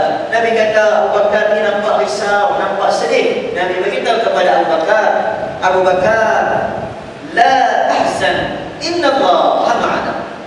Jangan kamu bersedih, sesungguhnya Allah bersama dengan kita semua. Tuan-tuan, anak-anak kita, tuan-tuan hari ini nak hijrah simple, hijrah ikut macam mana Nabi SAW buat dekat Abu Bakar pun boleh. Tuan-tuan tengok anak percubaan SPM, lagi nak SPM, contoh percubaan dapat 5A, target 10A, pegang badan dia, peluk dia, la tahzan, innallaha ma'ana. Orang yang merasai Allah ada bersama dengan dia, daripada penakut dia boleh jadi seorang yang berani. Orang yang nak balik rumah takut, tuan-tuan, takut. Perempuan nak balik rumah, dia seorang nampak macam mana balik daripada bus stop nak sampai rumah, takut. Tapi kalau dia rasa Allah bersama, dia jadi berani. Anak-anak kita yang takut dan jalan gelap balik mengaji, takut. Kalau rasa Allah bersama, dia jadi berani, insya-Allah. Sebab itulah kita pesan, kita balik ni kita hijrah, contohnya hijrah yang simple macam mana Nabi buat kepada Abu Bakar. Usah kepala anak kita, usah kepala isteri kita. Isteri pun mula cakap dekat suami dengan perkataan yang baik, la tahzan, innallaha ma'ana. Saya rasa benda tu pun dan cukup memberi impak yang besar dalam sepanjang sejarah hidup kita. Paling kurang Ustaz Dr. kali nak paling kurang kalau ikut Stephen Covey, dia suruh buat 21 kali. Stephen Covey ni orang motivasi lah. Dia suruh buat 21 kali. Ulang sampai 21 kali. InsyaAllah kali ke-23, kali ke-24 kawan tu akan terbiasa. Tapi dalam Islam kebanyakan para ulama sarankan untuk buat 40 kali. Dan sempat pergi ke Madinah semayang jemaah sebanyak 8 hari dekat Masjid Nabawi untuk biasakan 40 waktu semayang. Biasakan 40 hari. Contoh 40 hari istiqamah, tuan-tuan tak tinggal semayang jemaah. Istiqamah 40 hari. Selama dia ulang alik ataupun istiqamah cakap perkataan yang baik selama 40 hari. Panggil anak kita tak biasa ni, nak panggil anak kita nama yang baik. Salman, tu panggil bang. Dekman oi. Contoh hari ni mak panggil Salman, besok panggil lagi Salman, dua lagi Salman. 40 hari. Hari ke-42, hari ke-43 kalau nak panggil nama lain saya rasa mula rasa jangan. Dari perubahan ini sedikit demi sedikit, insya-Allah Allah akan beri perubahan kepada kita. Kita buat sehingga tak mampu, insya-Allah Allah akan bantu pada benda yang kita tak mampu tersebut. Jangan buat tak habis, buat sehingga tak larat. Insya-Allah apa yang tak larat itu Allah akan turunkan besar bantuan untuk membantu kita pada benda yang kita tak larat. Allah. Terima kasih atas misian itu, dan saya kira kita ada hijrah tu je kan. Hijrah antara suami isteri, hijrah antara ayah dengan bapa. Jadi mati tengah jangan lupa. Sampai pintu rumah aja cukup pada isteri. Kau ada kunci dah. Dan sekarang itu saja hijrah tak payah, nak hijrah tu payah. Jadi maknanya juru isi dengan apa Nabi Subhan, apa sahabat buat. Pernah hari ketiga bila Nabi tanya sahabat-sahabat dia, nak tahu macam mana dia punya sikap, nak tahu apa tanda-tanda mereka bagaimana dia tanya. Jadi kata wa ba'da iman itu, apa tanda tahu sebenarnya beriman. Nabi nak tengok apa jawapan sahabat. Apa tanda kau beriman? Sahabat-sahabat kata kami semua beriman. Tapi Nabi tanya wa ba'da iman itu, apa tanda kau beriman? Nabi tolong sahabat tu tahu sikap daripada iman. Yang bagi jawab apa keyakinan? Keyakinan mengubah perkara itu. Apa kata mereka pertama? Tasbiru ala al-bal. Yang mereka jawab, mereka buat. Karena kita jangan buat. Mereka jawab, mereka buat. Bila mereka kata tasbiru ala al-bal, memang mereka sabar. Ya. Kita alim dalam ulama, orientasi para pasien sampai itu sama. Dan sahabat-sahabat yang lain yang melaksanakan prinsip Nasbiru ala al-bal, bersabar dengan ujian Allah SWT. Yang bila sebut hijrah ni, ujian. Ustaz sebut ni mudah, tapi ujian apa? Tak pernah buat sejak malam ni kan, nak ikut cakap Ustaz lah.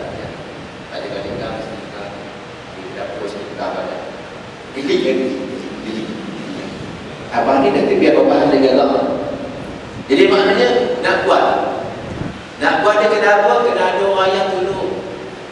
Hijrah tak boleh seorang-seorang. Nabi hijrah dah apa? Dari awal perancangan. Obat-obat, terlibat adil, terlibat asma, habis pun terlibat tu. Hijrah tak boleh seorang-seorang. Dia kena sebut, sebab itu sebut Al-Quran.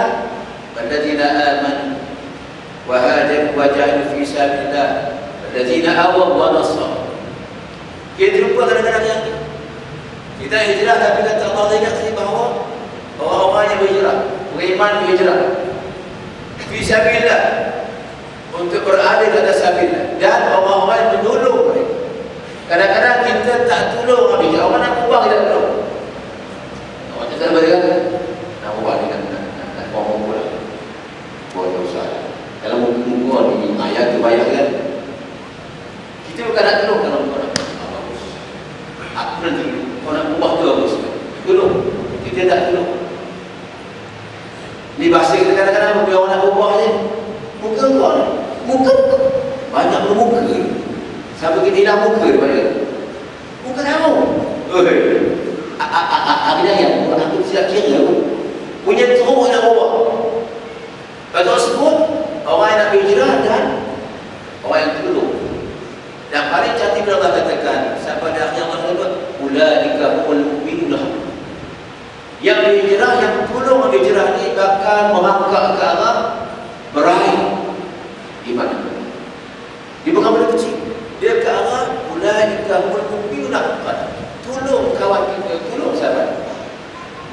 Lepas itu disebut kita akan akhirnya meninggalkan dunia. Tadi kalau kita bersama orang saleh, kita akan jumpa mereka. Dan Quran ingatkan kita akan sampai nanti kita minta pada Allah untuk balik beramal saleh.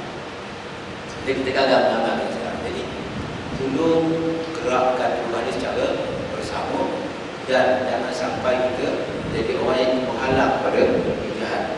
Jadi barangkali Ustaz Salman tambah sikit, tapi dia kata kata ni penganjur kata ni ada pukul 9, sebab orang sini pukul 9 tidur. Kata penganjur kata dia tak apa kan. Lepas ni tadi tak ada masa sebab round pertama ada masa ganti demo dah. Round kedua ni ada masa 10 minit. Sebab tu nanti kita nak bincang sikit pada orang sini rasa tak sedap kan. Nak tanya ni kita buang sikit insya-Allah. Beliau sudah kaitkan sikit ini soal bagaimana kita orang beriman untuk saling benar-benar tolong-menolong menggerakkan agenda ini supaya sama-sama kita menuju ke arah yang sesuai dengan Allah. Tunggu sampai kita kepada bulan insya-Allah. Terima kasih kepada atas jadi saya lihat semua kita nak berhijrah, semua kita. Tetapi hijrah itu perlukan ilmu. Ini ada satu cerita lagi. Ustaz, kawan saya tu, semua kawan saya, dia ceramah pasal mengumpat. Mengumpat itu dosa-dosa, mengumpat itu perlu minta maaf, macam-macam. Habis saja ceramah, seorang makcik jumpa dia. Ustaz, dengan sedih-sedih, begitu berkesannya ceramah dia. Kalau saya ceramah tak keluar air mata, keluar air mulut je. Orang tidur kan. Dia ceramah alhamdulillah. Ustaz, saya dah umpat, makcik lah umpat. Saya ni dah suka mengumpat orang, menghanta orang. Jadi saya betul-betul nak risau Ustaz. Tolong saya Ustaz. Saya tak nak jadi macam si Medan tu. Hari-hari kata kat orang. Saya pun kata, orang pun kata. Medan dia tak betul-betul Ustaz. Nak berhijrah, tak sempat nak balik rumah dah. Buat apa yang tak sepatutnya. Nak berhijrah kata tak mau mengumpat, tapi dah mengumpat. Dah kata pedah pula. Ada bukan makcik sebelah apa? Cordoba tadi. Jadi ilmu ni sangat penting. tetapi tidak ada ilmu ini susah. Nah, untuk kita nak develop, untuk kita nak kembangkan diri kita. Jadi sebenarnya ini mudah kalau kita tahu. Ianya bermula daripada jihad wa niyah, jihad dan niat. Seperti mana yang dibahas oleh Ustaz Syah. Tak perlulah kita nak masuk TV nak hijrah. Ini ada yang masuk TV nak hijrah. Tak perlulah kita nak jadi orang tinggi nak berhijrah. Seperti mana yang berlaku pada zaman Nabi. Seorang wanita tua dan hitam, adalah apa hitam tua bulan. Ini kerja sebenarnya. Kerja dia habis sembahyang sapu sampah.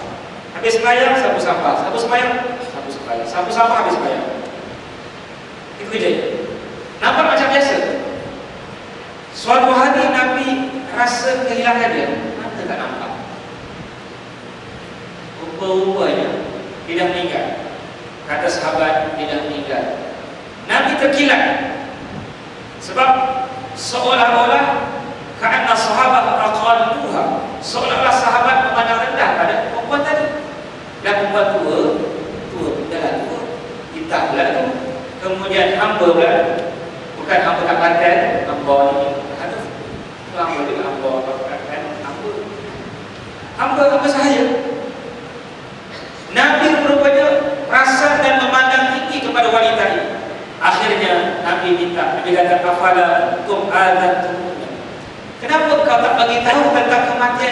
Menunjukkan walaupun dia hamba, walaupun dia hitam, walaupun dia tua, tapi oleh kerana dia membuat sesuatu perkara yang memberi faedah kepada masjid, Nabi pandang tinggi pada dia. Akhirnya Nabi pergi kubur, Nabi sembahyang di kubur. Ada je orang baru tak tahu kan. Saya pernah bila terlambat datang aja, orang dah tahlil. Nak sembahyang ada sesat. Saya pernah sembahyang lepas subuh pun orang dok cakap, yang besar. Kan Nabi benarkan sahabat dalam hadis Abu Daud, Nabi benarkan sahabat sembahyang sunat sebelum subuh tak sempat kuat lepas subuh, Nabi kata itu. Tapi kita pernah nak ubah sebab ilmu ni yang menyebabkan, yang menyekat proses perubahan dan penghijrahan kita.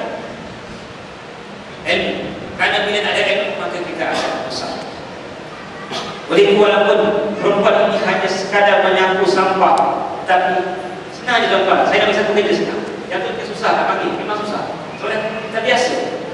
Kita ni memang susah. Nama Ashraf lagi Ashraf. Ashraf melampaukan. Kalau aku sikit. Kan saya kena kembali Ustaz tak memang bayar. Nama Ali tinggi dari Ali. Ali otomatik. Insan Ali robot. Ali Ali otomatik dia ada. Apa?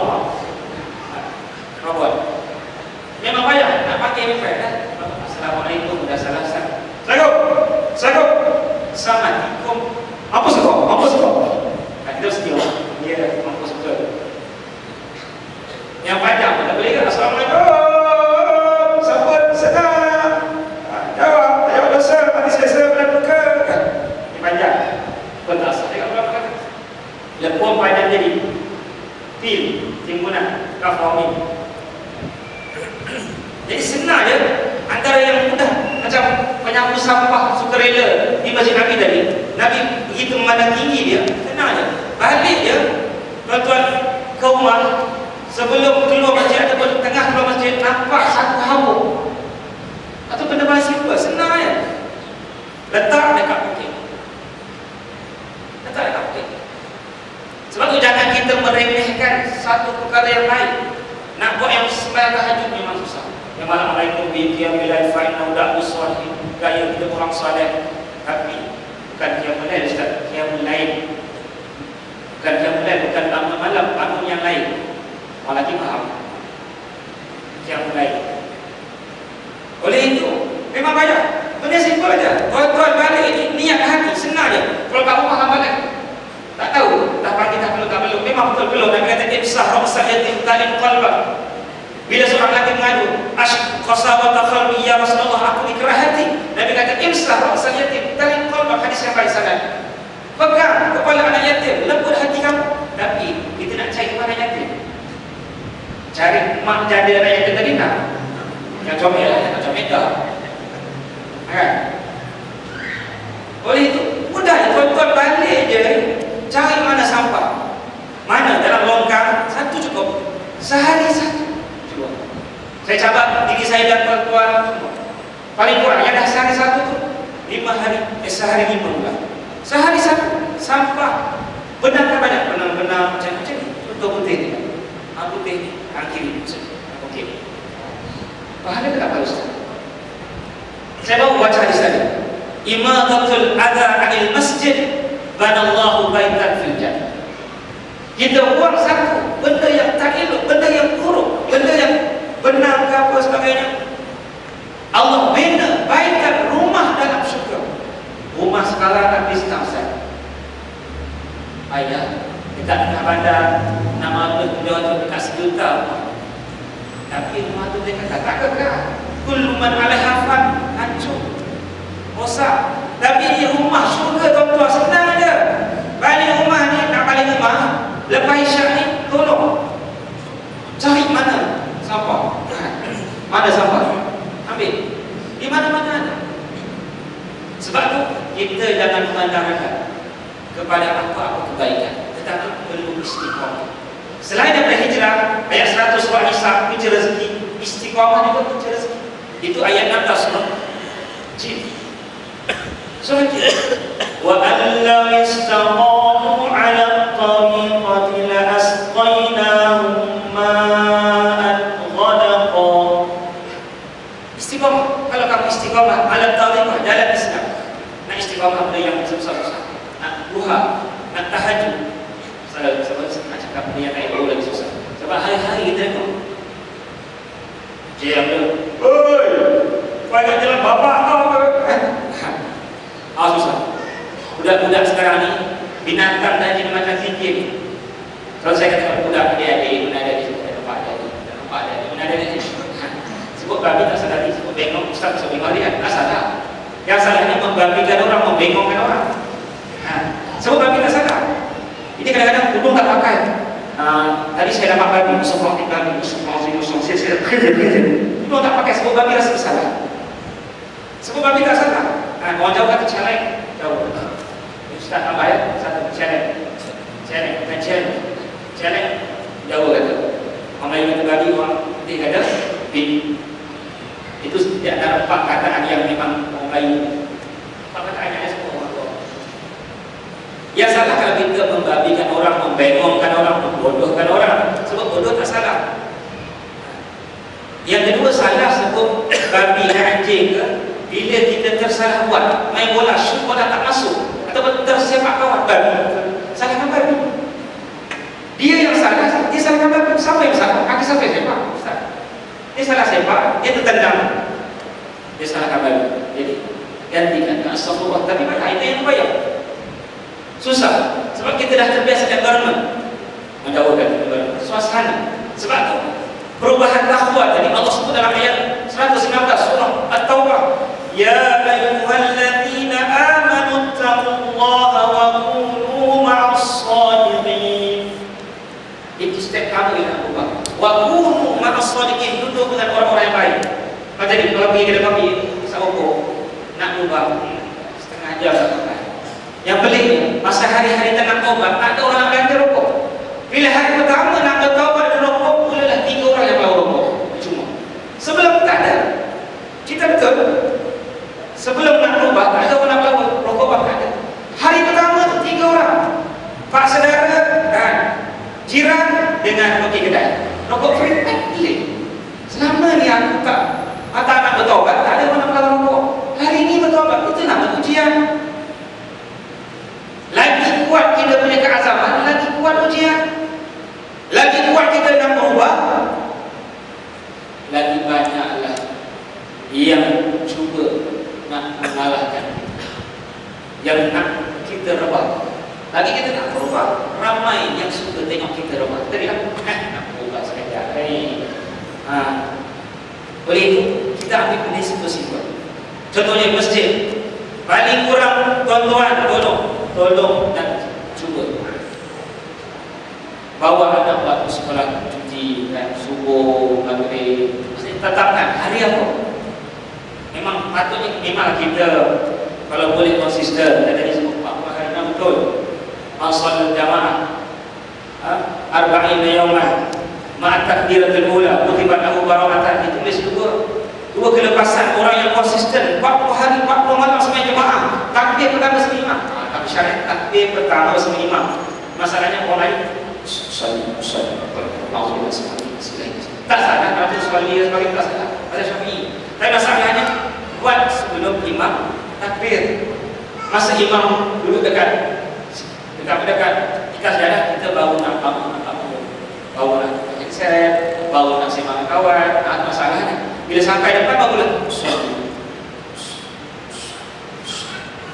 bila dilepas dari mana rukun belum Allah sekali boleh. Sebelum itu sallallahu kalau boleh saya nyanyi sekali Allahu 10 kali Allah. Bila imam rukun dia jadi. Boleh itu perlu ilmu. Perubahan simbol tuan-tuan buat. Setiap kali kita kerja atau sekali sehari buang satu sampah. Kemudian seminggu sekali tolong bawa anak, tolong saya rayu, tolong bawa anak ke masjid. Tolong bawa anak. Karena tidak ada universiti di zaman Nabi, universiti ke universiti tak ada. Masjid itulah satu-satunya tempat tarbiyah Nabi.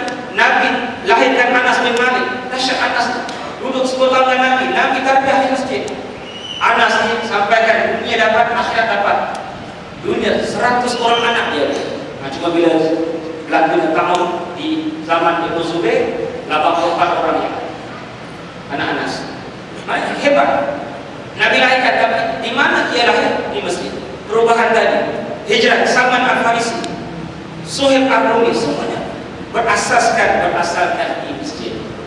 Oleh itu kita sentiasa ziarah kenal maksudnya kita bersama pegang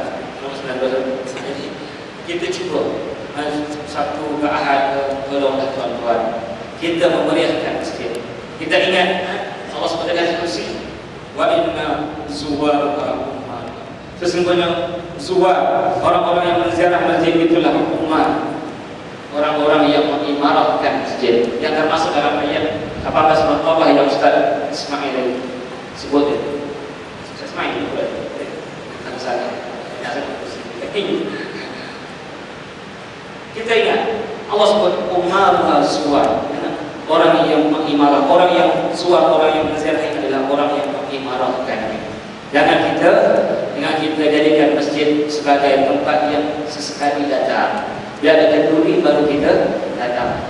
Itu tak apa. Itu bukannya ukhuwah, itu panggil ukhuwah. Cari kuah. Ada kuah, adalah. Tak ada kuah, memang tak adalah. Memang tak ada. Ini kita didik diri kita bawa benda-benda yang sangat penting. Kerana kita dah mengalami pelbagai suatu kejutan, terutama anak-anak muda dengan macam-macam perkara yang telah berlaku kepada remaja kita, kepada anak muda kita, kepada orang tua sekalipun. Oleh itu kita mesti perkasakan rumah Allah Ta'ala ini. Kita lihat Omar sendiri, bila mana tak datang seorang jemaah di masjid, maka Omar datang ke rumah dia. Kenapa kau datang masjid? Kalau imam sekarang buat begitu, dia nak datang sebuah dia pergi rumah dia. Berapa laku anak Omar buat sebab hanya 1-2 dia tak pergi. Tapi sahabat tadi kata, aku di semalam tahajud pada isyak sampai subuh, tak sampai tidur. Maka Omar kata, li'an usalli subha jama'atan fil masjid ahabbu ilayya min laili bihi. Aku sembahyang subuh di masjid lebih aku sukai daripada aku bangun malam sebenarnya. Allah. Alhamdulillah. Pesanan seterusnya daripada kesamaan kepada Kristus untuk kita hadirkan. Sebelum kita dapatkan forum ini, dan dia beri peluang pada kita untuk tuan-tuan menyampaikan soalan dan kemusykilan pada kedua panel kita. Dan soalan boleh diajukan terus. Kalau siapa yang rasa payah nak cakap sebab maka dia bahasa tak sama kan, ada yang jauh, panjang, macam kan. Yang pasal jamaah kita boleh kan. Jadi katanya boleh hantar SMS Boleh pakai nombor 012 382 7375. 012 382 7375 SMS. Tapi kalau yang tempat dia tak melani, saya boleh seram pula kan. Dia bahasa orang jantan dia melani. Orang jantan tak melani, ayah dia jantan. Jadi kalau yang tempat ni tolong soalan terus. Kalau tidak, kata kita sedang kita tak jawab. Sebab dia tak mau penjantan. Jadi insyaAllah kalau boleh kita malam menjadi orang lelaki lah kata orang. Jadi kalau rasa-rasa dia boleh tak puas hati tadi, puas dia tak kena atau dia tak biasa lanjut, boleh mulakan soalan daripada sekarang. SMS pun boleh hantar sekarang. Kita akan tamat insyaAllah dalam berapa? Macam 10 jam boleh sambung lagi. Kita akan dapat sekitar paling akhir sekitar setengah. Jadi kita akan dapat macam soalan. Silakan soalan pertama. Lari tak ada soalan. Ada soalan SMS?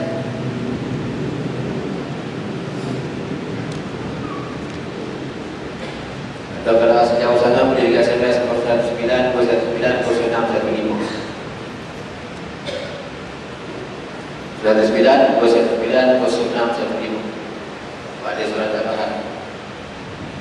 Alhamdulillah ada pahaman tu. Senang hati. Banyak pahala dalam faham tu. Pasal mana faham? Mana tu? Alhamdulillah dah faham. Siapa tak faham kat tangan? Siapa tak faham? Confirm faham. Siapa tak faham? Banyak dari awal itu lagi kan?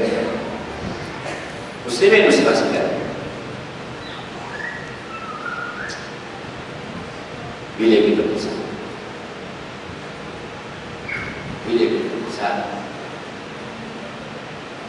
kata dia Muhammad menjadi dalam sebuah tulisan beliau.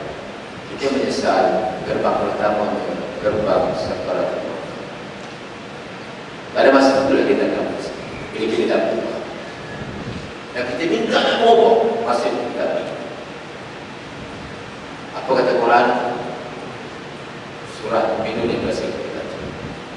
Hatta iza ja'adahumul maut qala rabbi irji'un la'alli a'malu salihan fima taraktu. Hingga sampai kepada mereka maut. Lalu mereka berkata, kata Allah, qala Rabbi irji'un. Wahai Allah, kembalikan kami. Kembalikan kami ke mana? Ke jawatan kami, ke kampung kami, ke masjid kami yang kembalikan kami untuk kami yang buat apa? Untuk kami buat amal soleh. Kami dah tinggal lah itu. Dah tinggal amal soleh. Ada amal soleh apa? Dah tinggal masjid. Dah tinggalkan kebenaran, dah tinggalkan perjuangan, dah tinggal. Kami nak buat balik apa yang kami tinggal. Ini merupakan gerbang sesalan. Sebelum kita menyesal, ubah sekarang. Ubah sekarang. Bukan masa mau dah sampai, kau kata, aku nak ubah balik, aku nak soleh balik, aku nak buat amal soleh, tak ada buat amal selama kita salah-salah. Nak buat amal, saya nak betulkan amal. Masih itu kata Allah tahu mungkin. Jadi jadikan insyaAllah malam ni bakal kita selama ni, jadikan malam ni insyaAllah antara titik mula kita berubah ke arah lebih baik. Kalau dulu barangkali macam kata Ustaz Salman, kita jarang dapat takbir bersama imam. Usaha datang awal untuk takbir bersama imam. Kalau dulu kita sekali masbuk aja, masbuk tak keempat, hari ini masbuk rakaat ketiga, besok masbuk rakaat kedua, lusa dah masuk rakaat dan duduk. Dan seterusnya. Jangan sampai kita besar. Itu dah kerana masa pun dah menjelang 9 suku, kita dah sedang disiplin golongan untuk tanah ini. Sebelum kita meninggalkan rumah Allah untuk malam ini, untuk kita mimpikan malam ini, perbincangan ini, insyaAllah merangka perubahan untuk ahli-ahli. Terima kasih kepada Ustaz Ismail Abbas. Muslimin, muslimat yang dirahmati Allah sekalian, pada malam ini alhamdulillah kita pun dah sampai dekat penghujung dia. Saya ingin ambil satu sifat, satu kata-kata salafus salih Muhammad ibn Munkadir Ibnu al-Munkadir, orang yang terawal terdahulu guru kepada Imam Malik. Muhammad ibn Munkadir, kebaikan, kesalehan yang ada pada dia membuatkan bukan sekadar dia tu nampak saleh, bahkan orang tengok dia, orang dapat rasa aura saleh. Orang tengok dia, orang dapat rasa takut dekat Allah. Kita kena jadi orang yang orang tengok kita, orang risau dekat Allah. Kalau kita tak boleh jadi macam tu, tak apa. Tengok Imam Ibn Munkadir, dia disolat, dah solat tenang, dan tenang ni orang dapat rasa tenang melihat dia. Lalu orang tanya kepada Muhammad Ibn Munkadir, apakah yang membuatkan kami rasa tenang duduk dengan engkau, wahai Ibn Munkadir?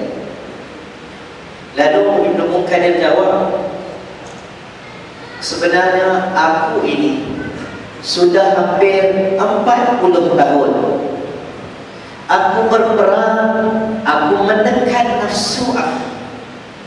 40 tahun aku tekan, aku lawan nafsu aku, sehingga nafsu aku menjadi tenang. Sehingga nafsu aku sendiri tak boleh nak lawan dengan aku. Lalu dia memberi pesan bahawa perjalanan ini bukan mudah, memakan masa 40 tahun. Tuan-tuan, muslimin, muslimat dirahmati Allah, kita tidak pasti berapa lama kita nak hidup lagi. Kalau Ustaz sebut innamat tawbatu 'ala Allahi lilladheena ya'maluna as-su'a bijahalah thumma yatubuna min qaribin fa ulaika yatubu Allahu 'alaihim wa kana Allahu 'aliman hakima. وليست التوبة للذين يعملون السيئات حتى إذا حضر أحدهم الموت قال إني تبت الآن ولا الذين يموتون وهم كفار أولئك أعتدنا لهم عذابا أليما. Orang ni banyak selalunya bila dia dekat nak meninggal baru dia cari kepada Allah. Bila dia dekat nak meninggal cari kepada Allah. Sakaratul maut ini sangat teruk, sangat sakit. Dalam hadis Sahih Muslim kata sakaratul maut umpama 300 tusukan pedang. Abu Hurairah tanya kepada ya Rasulullah, macam mana roh keluar daripada jasad? Nabi kata, aku ambil kain sutra, aku lempar kain sutra di pokok duri, aku tarik kain sutra, baki-baki yang terlekat di duri itu, kain sutra yang terlekat di duri, itulah umpamanya bagaimana roh keluar daripada jasad. Sakit. Abdullah bin Idris kata Al-Qarni, dia cerita orang soleh, baik dia, baik. Abdullah bin Idris ni tiba-tiba dia nak meninggal dunia, dia sakit. Anak dia Fatimah tanya, wahai ayahku, kenapa kau sakit? Engkau soleh, kau baik. Kalau kau tak soleh, dia cerita, engkau soleh, kenapa kau sakit? Lalu Abdullah ni dia sempat dalam sakit, dia jawab, wahai anakku, jangan risau. Ayah dah prepare, ayah dah bersedia untuk sakaratul maut ini dengan ayah dah khatam Al-Quran 4,000 kali. Tuan-tuan, dia ready nak mati 4,000 kali pun sakit. Sakarat, menghadapi kematian. Dan Allah sebenarnya boleh jadi Allah sekarang ini, dia tutup keaiban kita, dia takutkan kematian kita.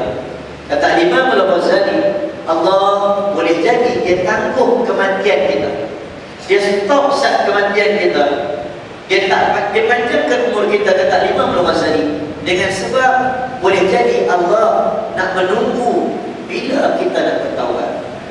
Saya nak Allah. Dan kalau kisah tentang Nabi Musa AS dalam kitab Al-Mughni, saya pun ambil kisahnya, bukan Al-Mughni, kitab Tawabi Al-Imam Al-Qudamah. Kisah kaum Nabi Musa, kisah yang masyhur tentang 70,000 orang kaum Nabi Musa. Nabi Muhammad mengikut dibagi umat Nabi Musa mengikut dibagi kaum. 70,000 ni bahasa Arab, tak semestinya exactly 70,000. Bahasa Arab 70,000 bermaksud ramai, banyak. Maka mereka minta hujan, salat istisqa, minta hujan. Allah tak turunnya hujan. Tuan-tuan, bila datang Muslim tak ada hujan, kita akan pakai baju yang kadang-kadang tu sebagai pendapat dia suruh kalih baju dia. Bila nak doa letak kopiah macam ni, seolah-olah macam kita ni miskin kepada Allah, supaya Allah ni nampak kita tunjuk kata miskin. Allah ma'atal ghaniyyu wa nahnu al-fuqara. Ya Allah, Engkau maha kaya, kami maha fakir. Nak minta hujan. Maka tengah minta hujan, Allah tak datangkan hujan. Maka Nabi Musa, fakallama Allah Musa taklima. Nabi Musa boleh berbicara dengan Allah. Laisa kamitslihi syai', tak sama dengan makhluk Allah Alam. Dia berbicara dengan Allah, ya Allah, kami minta hujan, kenapa Engkau tak datangkan hujan? Allah jawab, wahai Nabi Musa, celah-celahan kamu ini terdapat seorang lelaki yang mana melakukan maksiat kepada aku hampir 40 tahun dia melakukan maksiat, tetapi dia belum bertaubat kepadamu. Kerana dia Allah menakutkan tak makbulkan doa kamu seluruhnya. Nabi Musa pun berdiri di enas, wahai hadirin dan hadirat, siapa di celah-celah kita ini yang mana melakukan maksiat kepada Allah 40 tahun dia tak pernah bertaubat, berdiri dan istighfar kepada Allah, dialah punca doa kita semua tak diterima Allah. Kawan semua tengok kiri kanan, pusing kiri kanan, tengok siapa pun tak berdiri, dia kata aku. Siapa pun tak berdiri dia. Tapi nak berdiri ni malu. Kita buat jalan, kita malu tu kan nak mengaku. Kalau saya tanya, okey dalam masjid ni tolong mengaku pagi malam ni, siapa tak sekarang semua bagi tadi? Kau nak berdiri lah, tobatlah pun tak berdiri. Malu. Dia pun tak berdiri. Tapi dia istighfar dalam hati. Astagfirullah, akulah 40 tahun berbuat dosa, akulah ya Allah, ampun dosa aku ya Allah. Astagfirullah, istighfar. Tak kira lah bahasa apa, bahasa Jawa ke, bahasa Perak ke, bahasa Kedah ke. Astagfirullah, ampun dosa aku ya Allah. Allah Maha mendengar. Allah faham tak tuan? Lalu Allah datangkan hujan. Nabi Musa pun tanya, ya Allah, kenapa kau datangkan hujan? Lelaki tersebut belum bertaubat lagi kepada Allah. Lalu Allah jawab, lelaki tersebut dah bertaubat kepadaku, lalu aku datangkan hujan. Maka dia pun Nabi Musa tak berhenti, ya Allah, tolong tunjuk ke aku siapa Muhammad tu. Mana satu ni dalam kalangan kita? Jawapan yang menarik daripada Allah. Allah jawab, wahai Nabi Musa, ketika mana lelaki itu melakukan maksiat kepada aku 40 tahun, aku tutup keaiban dia, aku tak cerita ke orang. Tuan-tuan, boleh jadi sekarang ni Allah tutup keaiban saya, Allah tutup keaiban semua orang. Allah tak cerita ke orang. Orang nampak kita baik, orang nampak kita ustaz, orang nampak kita baik, orang masjid, orang nampak kita baik, orang salat. Boleh jadi Allah tutup tu dengan sebab Allah nak tunggu kita bila kita nak bertaubat. Kita sendiri tahu dosa kita tahu. Kita sendiri tahu. Semua ada keaiban. Saya ada keaiban. Saya tak cerita ke orang. Malu. Tapi Allah yang mengetahui keaiban kita. Boleh jadi Allah tangguhkan keaiban. Maka dengan sebab Allah nak menunggu bila kita nak bertaubat kepada Allah SWT. Perubahan perlu dibersihkan. Tasfiyah. Kita minum air kan. Kita minum teh tarik. Tuan-tuan penuh dengan kekuatan teh tarik dalam cawan tuan-tuan. Tuan-tuan minum, tuan-tuan sampai habis minum pun terisi dengan air mineral. Tuan-tuan tengok dalam air tu keruh. Betul tak? Tapi Allah Subhanahu Wa Taala ni, apabila seorang itu bertaubat kepada Allah, Allah bersihkan dia seumpama bayi yang baru dilahirkan. InsyaAllah semoga kita mudahkan penghijrahan kita dengan membersihkan diri kita. Astaghfirullah, istighfar kepada Allah. Mula pada malam ini kita balik, kita pulang dalam keadaan kita bersih semestinya. Jangan kata kita nak balik pulang ke rumah, kita nak keluar pintu masjid pun tuan-tuan tengok doa tu pun, Allahumma ghfirli dhunubi, ya Allah ampunkan dosa. Kita pulang ke rumah, keluar daripada pintu masjid sebenarnya pulang dalam keadaan seorang yang bersih, seorang yang bersedia untuk melakukan perubahan penghijrahan. Allahuakbar. Saya minta maaf lagu kasar bahasa, kurang kata salah dan silap, mohon diampunkan. Assalamualaikum warahmatullahi wabarakatuh. Alhamdulillah, terima kasih kepada kedua panel kita malam ini, Ustaz dan Ustaz Salman, dan tahniah kepada tuan-tuan yang menunggu sampai saat. Mohon kepada Allah mendarahkan kita semua Bahkan bukan mereka bagi kita kasih, akan menempatkan kita bersama-sama dengan para salih salihat, mengampunkan dosa kita, menerima amal.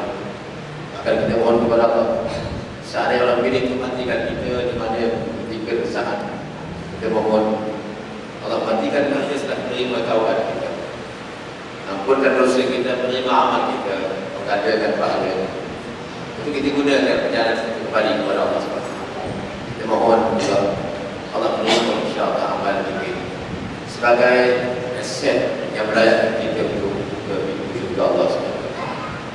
Bersama-sama kita lakukan macam ini dengan tasbih kafar surah Al-As. Subhanallah.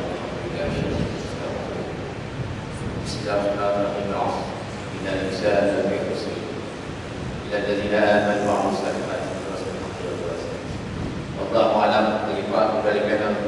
Terima kasih kepada masjid dan mohon maaf jika ada kekurangan dan dari jalan yang sebenarnya. Aku tuhan di Allah SWT. Assalamualaikum warahmatullahi wabarakatuh.